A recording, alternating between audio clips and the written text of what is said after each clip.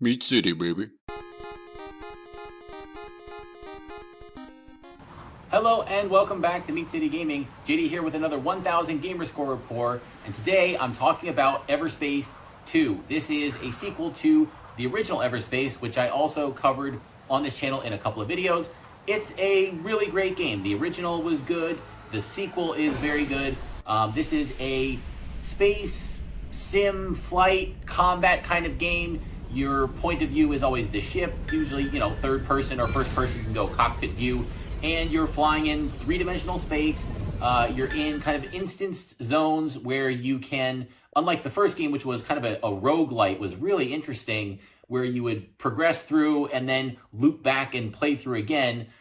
This time that is completely gone. It's sort of a normal, sandbox, RPG experience, except for the fact that you're a spaceship and you can fly between these different zones, and in each zone it's kind of a contained area that has combat and secrets and things to find and activities and side quests and all that stuff to do. So fantastic game. I liked it a whole lot. But today we're going to talk about the achievements and what it takes to complete them.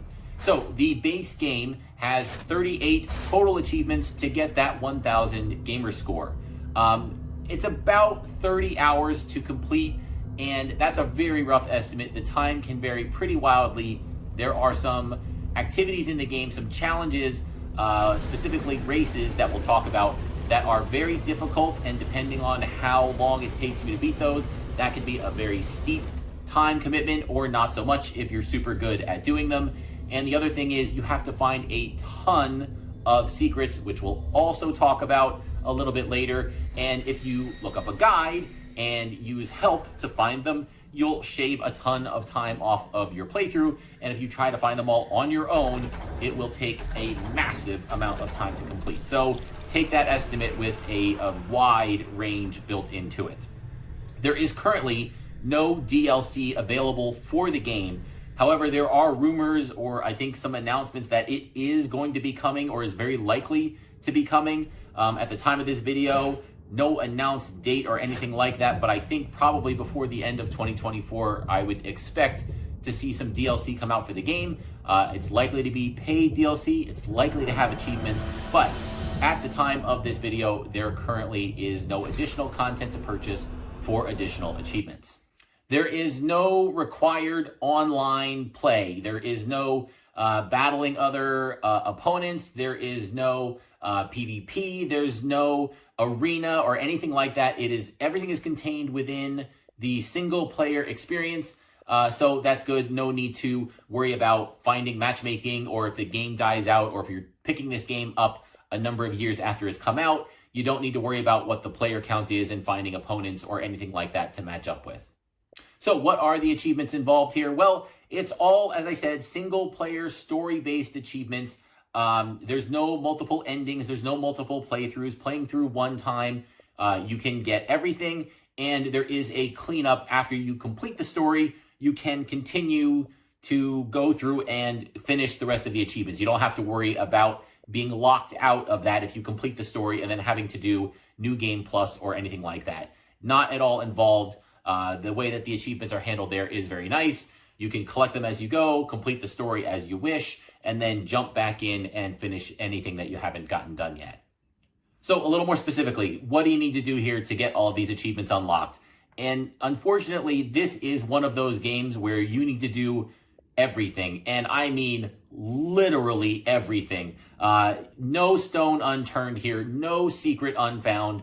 Again, we're going to talk about some of the more difficult, more challenging achievements, but you need to find every single secret at every single location in the game. You have to 100% complete each location in the game, and there's over 100 locations, I think, and each location can have a dozen secrets.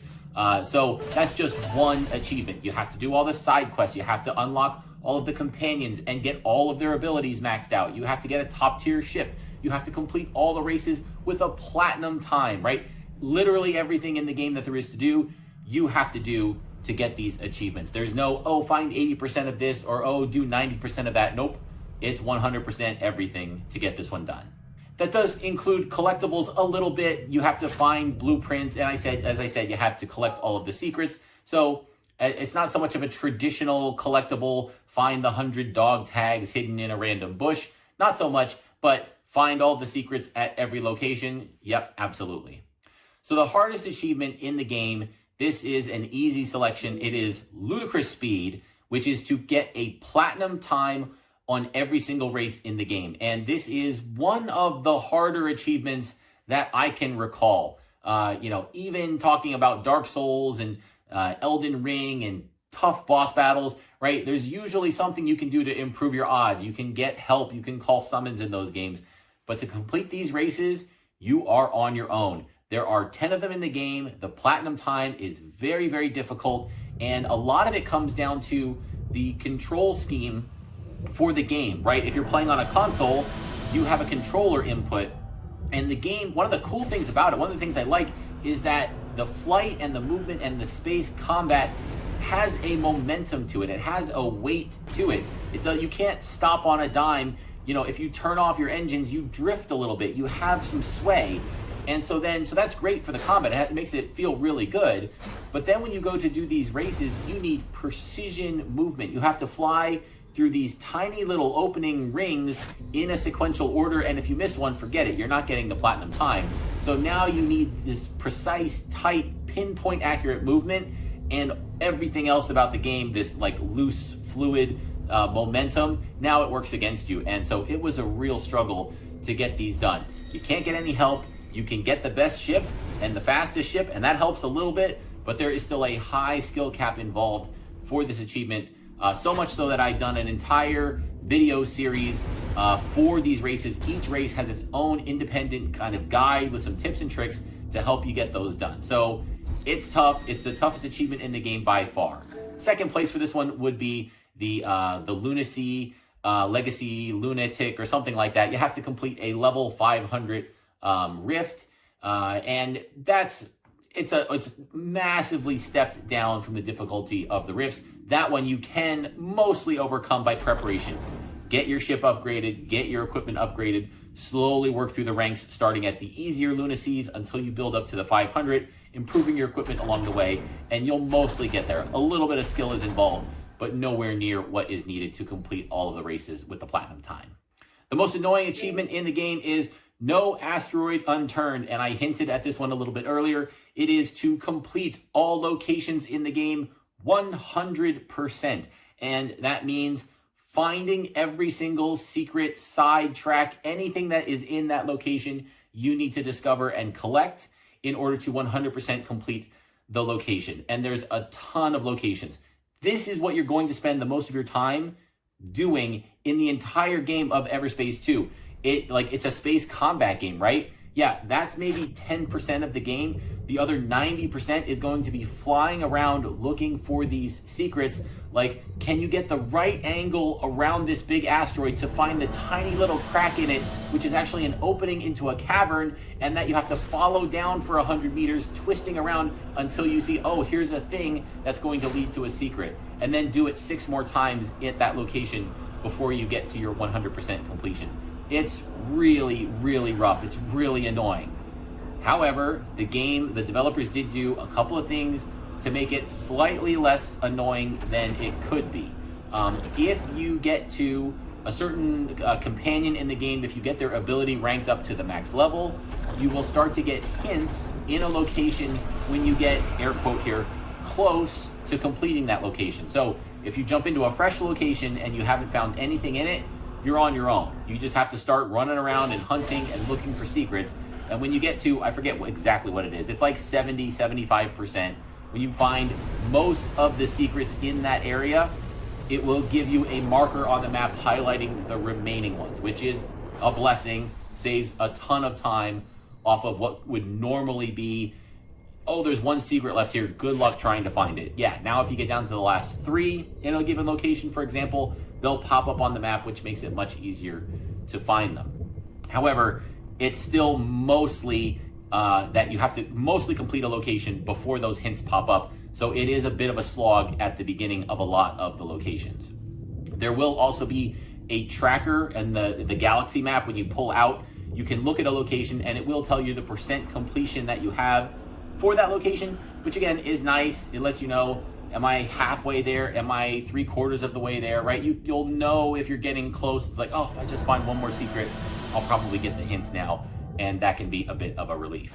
I can honestly say, if those abilities weren't in the game, this score would absolutely tank.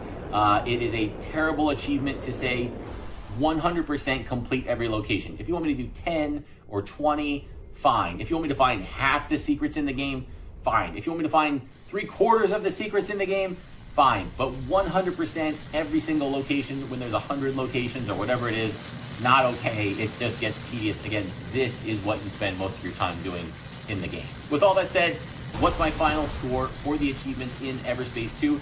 Well, it's actually pretty good. It's an 8 out of 10. Again, there's one really tough achievement and there's one really annoying achievement. Everything else is pretty good. And so if you can get over that difficulty, which again, I've put some videos together to hopefully help with that, the biggest tip I can give, go into first person mode. No matter how you play the game as a combat game, when you do the races, go into first person mode. It seems to improve the handling of your ship for some reason. So you can get past that. And then with the built-in secret finder, when you get most of the secrets found at a location, so you're not just searching endlessly for that last 1 or 2 secrets, those help a whole lot. So it does lose a couple of points for that really hard difficulty and that really annoying find everything everywhere achievement. They have put some thought into making them slightly less annoying than they could be. So 8 out of 10, solid game, solid achievements. Can definitely get this one done if you commit to it. And so I recommend picking up Everspace 2. Thank you for joining me, and I'll see you next time.